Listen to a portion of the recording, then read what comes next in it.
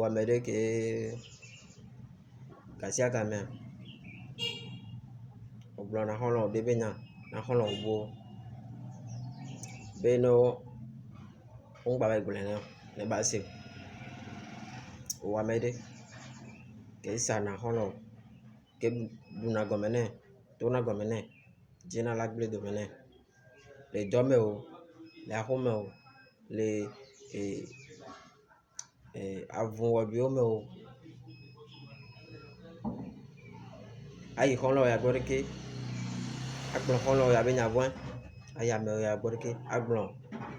ame bu benya bwan le gbo dasi no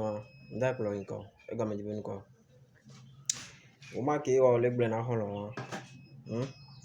exemple mo ma ke o le gble nya na me de be ya gba gble na mo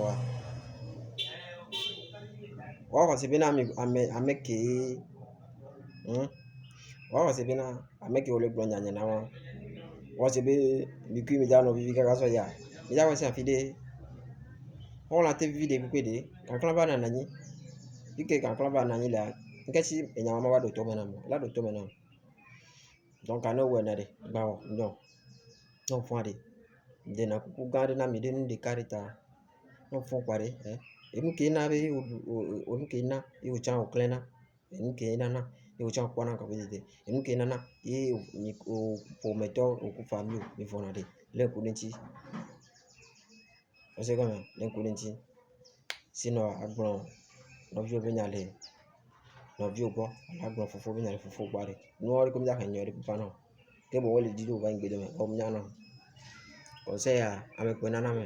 se ga me ame ko gbe na me ya me ko jira na me do sinya na so do